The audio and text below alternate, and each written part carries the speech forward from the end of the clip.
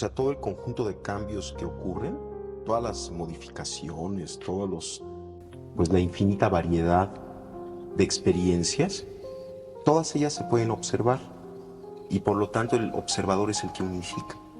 De tal forma que cuando tú aprendes a observar y cuando tú observas cualquiera de estos cambios desde esa referencia, el hecho mismo de poderlos observar te empieza a integrar. Por ejemplo, uno puede sentirse muy confuso o muy nervioso. No se puede definir. O sea, está más allá de definición. Y si se pudiera definir, estaría limitada o sería algo menos que la definición. Ten en cuenta, perdóname que te interrumpa, que aquí nosotros en Europa tenemos, no sé, muy marcada, no sé si vosotros también, como definición de conciencia algo referente a la moral. Por esto quería que lo aclarases. ¿Comprendes? Bueno, Quiero decirte, claro. que hicieras esa distinción. O sea, no, el término conciencia tiene una acepción, sí, como ética, volverse consciente de ciertas normas o las normas, pero realmente a eso no creo que nos refiramos cuando hablamos de conciencia, y es en ese otro nivel que no se puede definir. Podríamos decir que, por ejemplo, la cualidad de la experiencia es conciencia. Tú cuando ves una luz, realmente detrás o en el hecho, en la cualidad luminosa, está la conciencia. La luz no existe ni afuera ni adentro. O sea, no existe como un fenómeno físico, como tal y como luz. En el espacio lo que existen son una serie de ondas electromagnéticas, cambios fotónicos. Tampoco existe en la actividad cerebral como luz. Como luz, en esa cualidad perceptual, es conciencia. De la misma forma el sonido. O sea, el sonido a nivel de espacio, físicamente no existe sonido. O sea, no existe nada en el universo físico similar al sonido. Lo que llamamos sonido es una cualidad de la conciencia, tal y como la experimentamos. O sea, si tú analizas a nivel físico lo que percibimos como sonido, pues es un conjunto de cambios vibracionales de moléculas de aire, pero no hay sonido ahí, como tampoco existe sonido a nivel físico, fisiológico. O sea, si tú penetras al cerebro y tratas de encontrar el sonido ahí, tampoco existe. Entonces es también una cualidad de la conciencia. De tal forma que la conciencia podría, en este nivel, no de normas éticas, conceptualizarse como lo que está por detrás de cualquier acto perceptual, lo que sostiene la cualidad misma de la experiencia. Esto podría ser. Y existen muchos niveles de la conciencia. He mencionado dos. Digamos, la cualidad perceptual visual, la cualidad sonora, son dos niveles de conciencia, pero existen muchísimos otros niveles de conciencia y todos tienen en común el pertenecer a ese algo que está por debajo de todo, pero no se puede definir. Bueno, yo sí creo que Jacobo maneja un concepto muy profundo y muy amplio de la conciencia, ¿verdad? En realidad a mí me ha fascinado el concepto de la conciencia como un factor común puede definir la evolución, ¿verdad? Porque ahora ya sabemos cómo poder definir la definición, la evolución. Se habla ya de la evolución de la conciencia. ¿Qué es lo que evoluciona la conciencia? ¿No? Claro, en los términos más simples, pues la conciencia es una forma de percibir la realidad.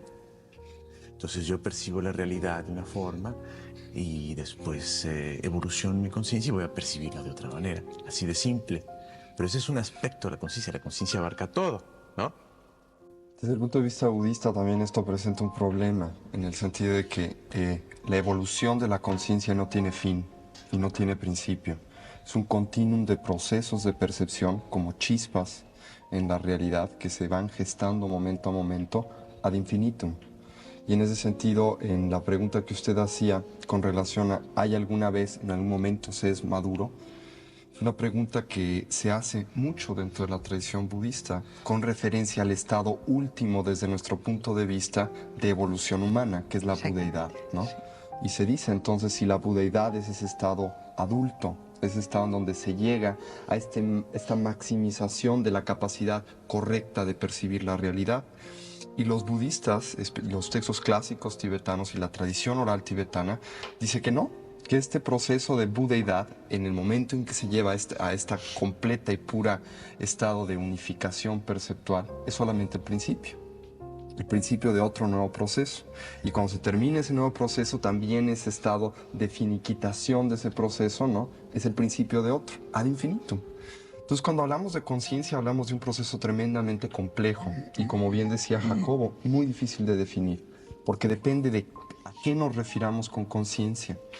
La conciencia, por ejemplo, desde el punto de vista tibetano, puede llamarse la conciencia intelectual, por ejemplo, que tiene que ver con todos estos procesos lógicos de raciocinio matemático que todos tenemos y que aprendemos a realizar a través de nuestra experiencia de vida, ¿no? Y que tienen por propósito fundamental desglosar la realidad, categorizarla y hacerla familiar. Este es un tipo de conciencia, no la última, solamente un proceso de conocimiento. Pero hay un tipo de conciencia mucho más profundo, a la cual los tibetanos llaman yeshe. Y este tipo de conciencia la definen con una sola palabra: luminosidad. Y no es que sea una bola de humo luminosa que tengamos en algún lugar del cerebro y brille, sino es simplemente la capacidad de iluminar, en otras palabras, de hacer presente y de hacer parte de, un poco lo que definíamos como simplemente el conocimiento en sí, el darse cuenta. Y de hecho, conciencia se puede traducir como este darse cuenta. Pero aquí volvemos a otro problema: ¿quién se da cuenta?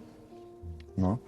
Entonces, este es un problema que se trata mucho dentro de la tradición budista. No hay un punto central que se dé cuenta. Es un proceso unificado, pero muy complejo de definir también.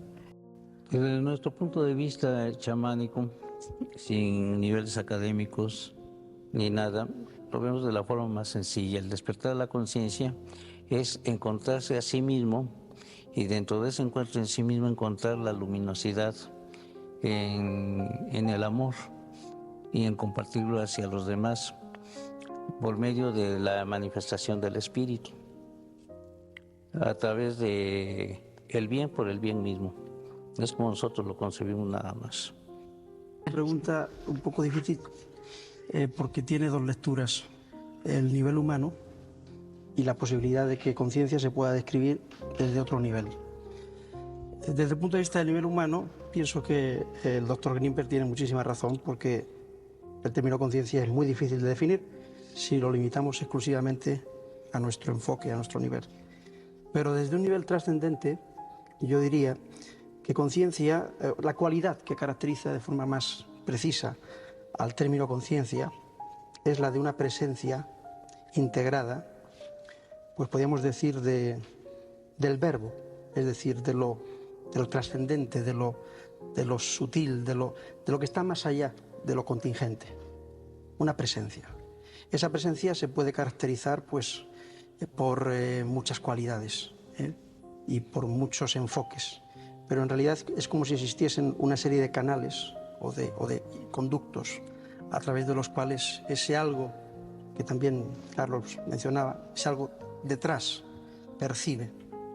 La naturaleza de ese algo es la que los místicos han tratado de averiguar y han tratado de conectar, y eso les ha producido pues una serie de fenómenos que hemos llamado pues aparentemente milagrosos, pero creo que es una presencia integrada. Bueno, la técnica de meditación que más me gusta es la observación, porque el observador puede observarlo todo. O sea, todo el conjunto de cambios que ocurren, todas las modificaciones, pues la infinita variedad de experiencias, todas ellas se pueden observar, y por lo tanto el observador es el que unifica. De tal forma que cuando tú aprendes a observar, y cuando tú observas cualquiera de estos cambios desde esa referencia, el hecho mismo de poderlos observar te empieza a integrar. Por ejemplo, uno puede sentirse muy confuso o muy nervioso, ¿no?, en cierto momento. Bueno, Uno, si recordara que puede observar el estado de confusión, el mismo instante en el que uno observa la confusión, se coloca en el punto de integración fuera de la confusión. Porque ¿quién es el que observa la confusión? Pues no puede ser nadie dentro de la confusión. Por lo tanto, en ese momento uno recuerda que la naturaleza propia está más allá de esa confusión. Esto no quiere decir que la confusión no exista o que no esté ocurriendo. Está ocurriendo, es un fenómeno que está aconteciendo, pero el observador se encuentra siempre un paso adelante, por así decirlo, de toda la experiencia que está aconteciendo. O sea, de la no identificación con la circunstancia. Yo creo que es un poco más complejo que la no identificación, porque en cierto momento uno se da cuenta que todo lo que sucede es parte de la identidad.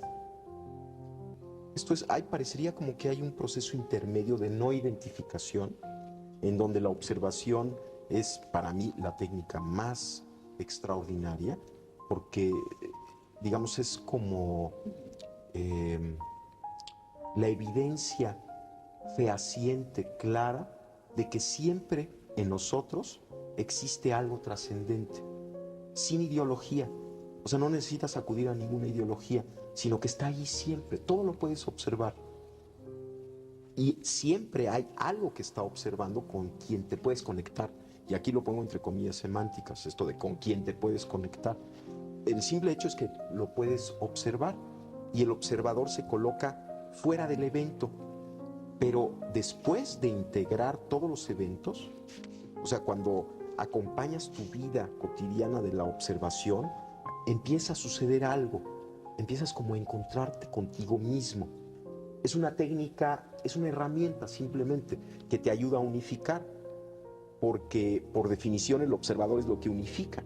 Entonces, utilizando la observación, incrementas la posibilidad de unificación en ti mismo. Y llega un momento en que simplemente te conectas con la realidad, estás en la realidad. Y en ese momento, toda la discusión acerca de identificación o no identificación ya no existe. Estás más allá de identidades o no identidades. Pero tuviste que pasar por un periodo intermedio de desidentificación a través de la observación para llegar después a algo que es dificilísimo definir, lo que es ese contacto con la realidad. Porque ahí ya no hay ni afuera ni adentro, ni siquiera hay observador, ni observado, no hay observador ni observado.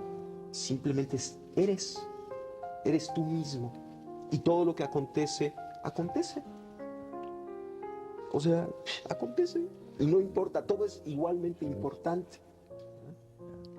Sí, a mí me gustaría apoyar lo de Jacobo, pero dando la interpretación simbólica que da San Juan de la Cruz al respecto, que es muy claro. En su famoso poema de la Noche Oscura, habla que el alma sale de sí misma, ¿no? En la oscuridad de la noche, ¿no? Cuando ya la casa está quieta, sosegada, en silencio, ¿no? Es un simbolismo clarísimo de la idea del observador. Por eso es tan importante saber que cuando se está observando a uno mismo, ¿verdad? Está uno en el nivel del alma, hablando del cristianismo, ¿no? En el caso de don Juan Matus, hay esa percepción dividida. Y cuando uno está observándose, ¿verdad? Está uno en una especie de percepción dual, y en uno de los niveles de esa percepción está uno en lo que llama el conocimiento silencioso, o sea, en el nivel del espíritu, ¿no? Y en el otro está en el nivel de la razón, ¿no? O sea, coinciden perfectamente tanto San Juan como don Juan. Y ese es el trabajo de hacer que el alma salga. Durante la meditación se supone que el alma sale, se oscureció el cuerpo, se suspendió el diálogo interno, ¿verdad? Eso ocurre, se supone, durante la meditación. Y la meditación que propone don Juan Matus es, a través de esa suspensión del diálogo interno, como que nos vamos separando hasta que nuestra percepción queda dividida. Y sí considero que es un proceso muy importante de intermedio antes de llegar a algo más avanzado, como decía Jacobo, pero creo que el primer paso es desidentificación. De hecho, toda la idea cristiana, todo lo que plantea Jesucristo es una desidentificación, es un desapego. La idea de la renuncia es esa, desidentificarnos de esa involucración que decías muy bien en la introducción, ¿no? ¿Cómo estamos? No somos, sino estamos en un proceso de involucración total con el mundo, ¿no? Entonces tenemos que salir del mundo, pero no es del mundo, digamos, el mundo de todos los días, sino del mundo de acá adentro que hemos introyectado. El mundo de los apegos exteriores. De los apegos y de las identificaciones. Es del que nos tenemos que salir, el alma tiene que salir, sin ubicarnos. Y a partir de ese trabajo de estar como en una percepción dual constante, entonces vamos a empezar un proceso muy importante, ¿no? Que ya estaba describiendo Jacobo. Desde el punto de vista budista, definir un poco este proceso de trabajo interior o de trabajo psicológico, porque de hecho es un trabajo psicológico que desde el punto de vista budista está muy alejado de toda una metodología religiosa o una visión mística, es una transformación de nuestra percepción para percibir correctamente. Y si lo tuviéramos que definir en pocas palabras, creo que lo haríamos con 3. Primero, un proceso de concentración. ¿Qué es un proceso de concentración?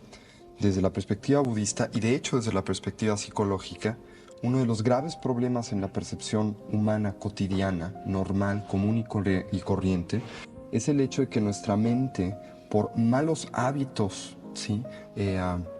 Psíquicos o mentales, no puede estar en un solo momento y en un solo lugar integralmente. Esto quiere decir que constantemente brinca al pasado o brinca al futuro. Si nosotros cerramos nuestros ojos un momento y hacemos el experimento, veremos cómo si nos ponemos la idea pera en la cabeza, muy pocos de nosotros podemos permanecer en la idea pera, porque se nos ocurre que hemos dejado la leche en la cocina con el fuego prendido, que mañana tenemos que ir al doctor o al dentista, o que se nos va a hacer tarde para el trabajo, y brincamos, ¿no? Constantemente. No estamos aquí y ahora, que es lo único que existe en la realidad.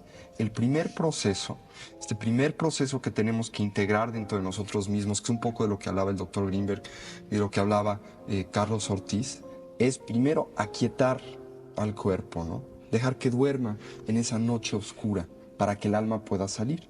Obviamente esto desde el punto de vista budista de que el alma pueda salir es un simbolismo. Nada sale, ¿no? Ni entra tampoco. Este es el primer paso. El segundo paso dentro del sistema o la tecnología budista en este sentido es la apreciación.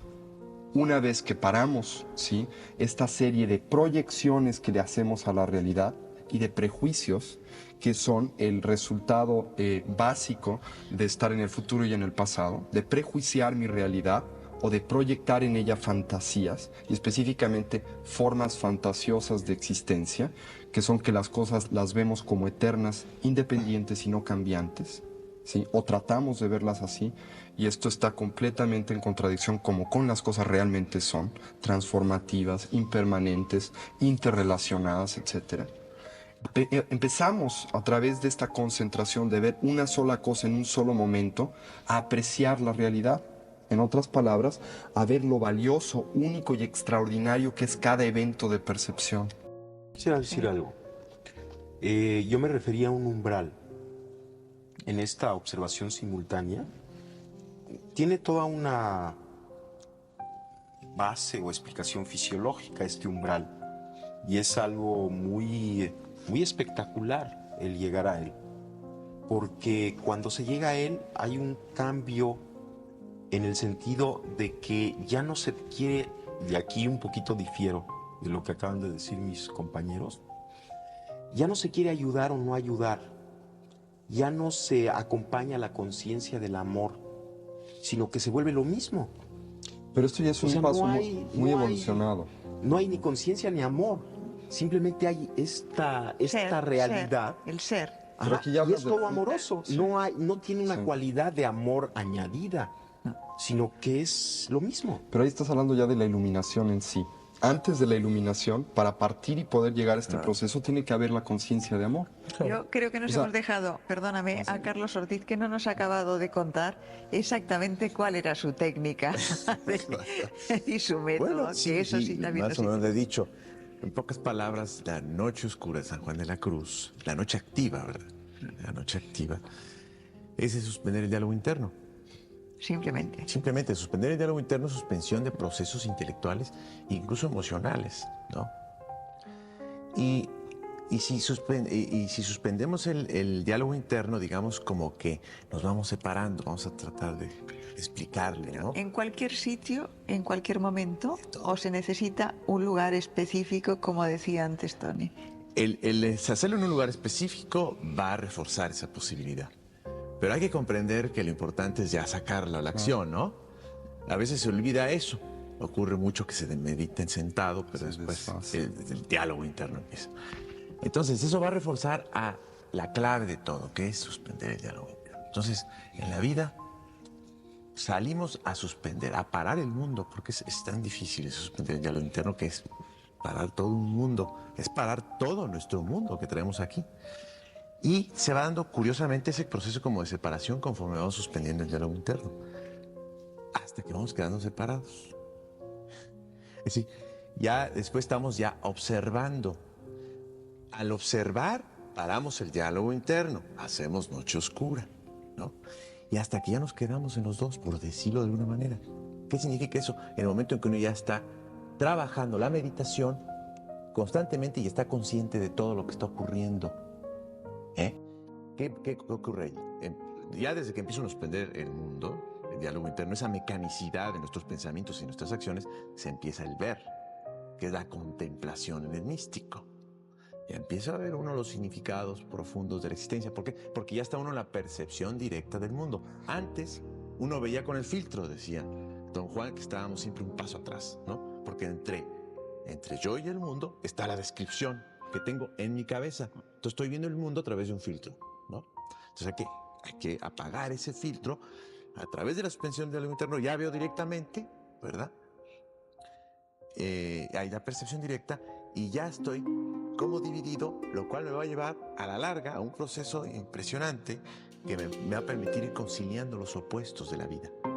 O sea, ya si logro mantener esa posición de meditación activa, de estar en dos lugares al mismo tiempo, como dice don Juan, estar en el lugar del conocimiento silencioso y de la razón al mismo tiempo, si mantengo esa posición, se empiezan a conciliar los opuestos de la vida y empieza uno a ver la vida de otra manera. Yo quería saber... La paradoja que yo mencionaba Sí, antes, al de principio. la conciencia de doble vía. Ahora, yo quería preguntaros una cosa. ¿Una mayor adquisición de conciencia es de alguna manera un mayor desarrollo energético? ¿Hay una relación entre conciencia y energía? ¿El proceso de aprendizaje genera una mayor energía en el individuo o un mayor despliegue? ¿Y hay una relación? Pero ¿desde qué punto de vista quieres? Energético, Desde el punto de vista fisiológico, por ejemplo. biológico. Bueno, si el desarrollo de la conciencia implica una expansión de la misma, como parece ser que lo implica, Bien y por lo tanto evidente. la expansión de la conciencia implica que cada vez te abres a mayores y mayores realidades, las haces tuyas, dejas de estar separado de mayores y mayores realidades, y eso es la expansión de la conciencia.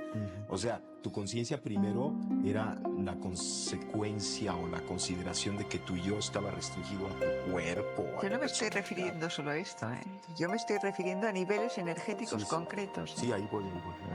Sí. Entonces, si la expansión de conciencia implica el incorporar lo que antes era externo a ti como parte de ti mismo, ¿sí? Bueno, si esto es así, entonces definitivamente...